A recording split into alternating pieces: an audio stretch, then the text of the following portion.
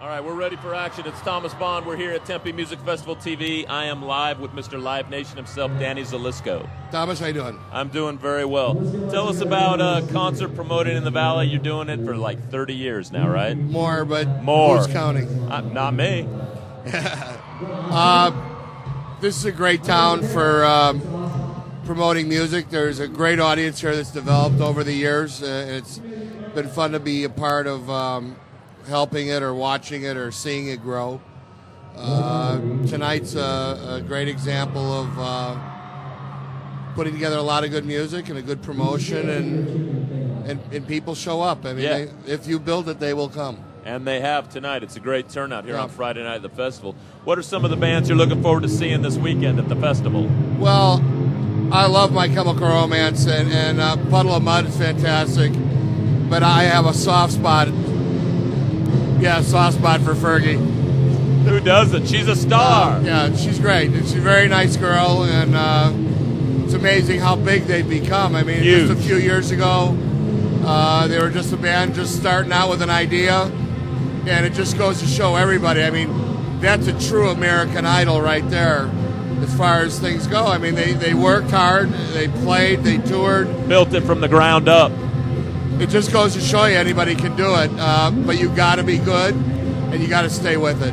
Very true. How about the Meat Puppets and Gin Blossom, some of Arizona's Well, own? I haven't seen the Meat Puppets in years. I haven't either. They have a great story. Some of it's sad, but for the most part, I mean, I'm really looking forward to seeing them tomorrow.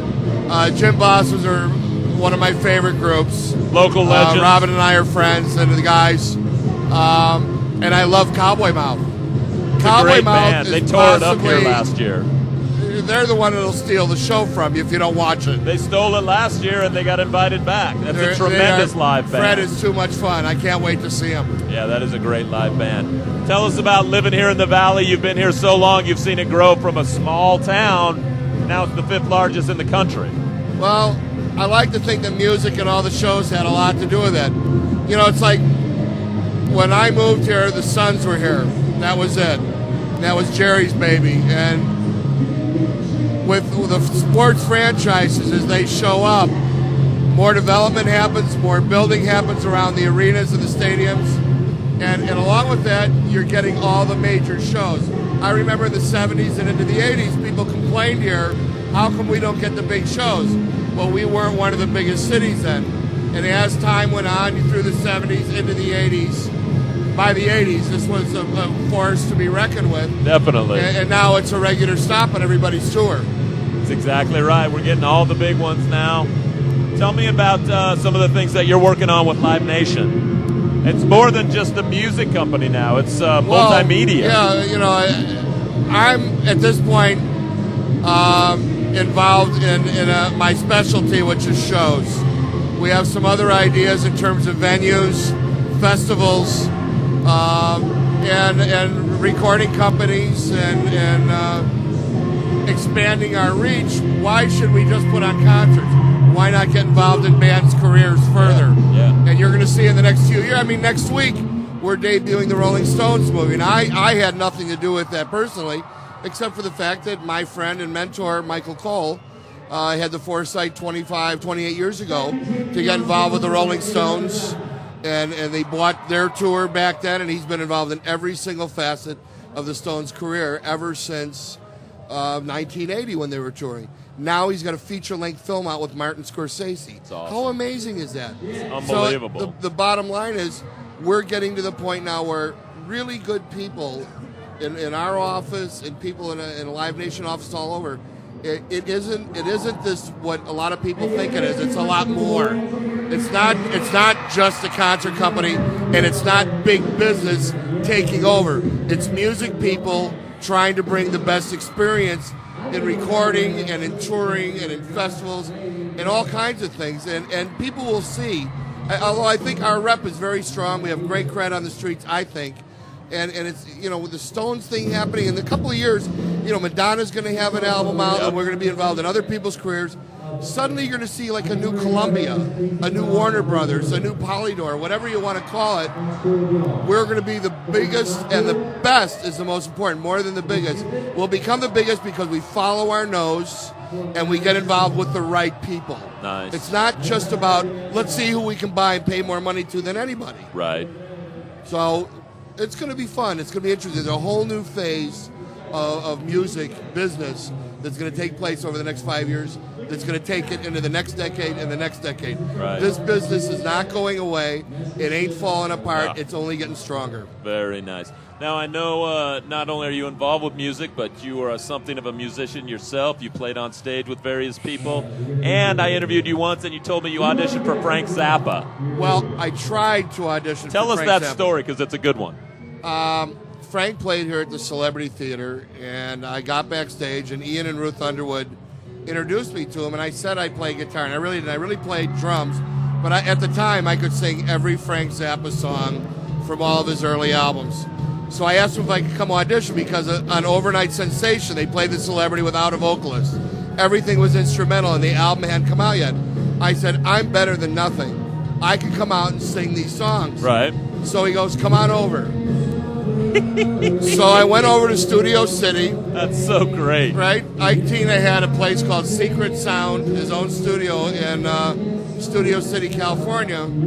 I was 17, and I went over there, and I went to the front desk. I said, and he called me Pony, which hence the Pygmy Pony. Okay. That's me. Yep. And I said, tell Frank Pony's here. He comes walking out with his Gibson SG strapped to his shoulders. And he goes, come on, let's go. And he's walking me into the studio. He goes, by the way, you can read music, can't you?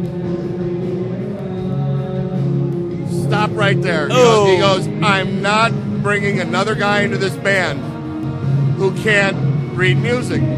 So I went away. I was sad, but I got that far, and I was very happy about it. Yeah, totally. The funniest thing that happened, in my living room last year, Adrian Ballou, who played with Frank, Yes. I tell this story to him, and he goes, I got bad news for you. I can't read music, and he let me play with him. So I was just pimped. That's awesome. Yeah, what a great story. I have great memories of Frank. I mean, it's a weird thing. You look back and, he was great.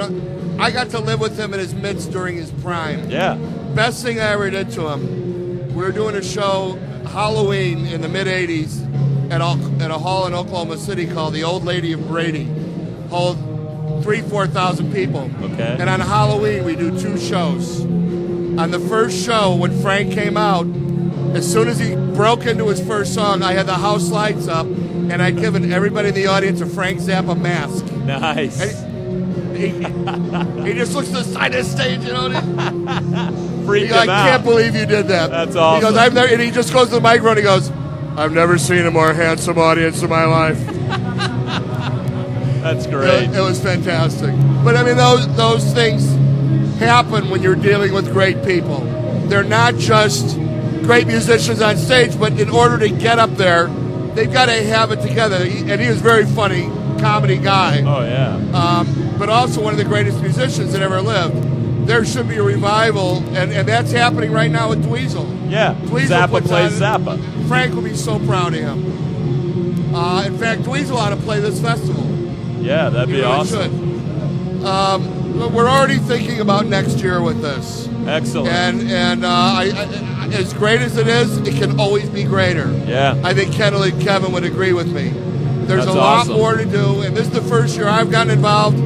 They've done it all. I've done very little compared to what they've done. They've done all the heavy lifting. But I hope being here has helped, and I'm hoping next year, because we just got on board in January. Right. Now we're on board in March for next year. Perfect. And give me a whole year to do stuff with them and help them mold even better what's going on and bring more cool aspects to what they've already developed, which is great in itself. Yeah.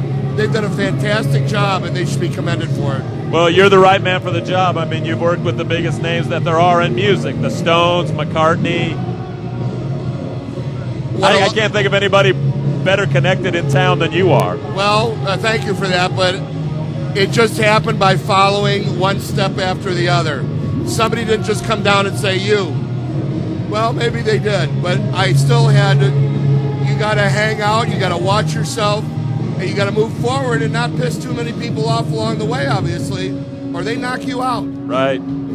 So, I mean, what's the key to success? Showing up on time and shutting up instead of talking. There you go. All right, Tempe Music Festival 2008 with Mr. Danny Zelisko of Live Nation. Thank you Thanks, for coming. Thomas.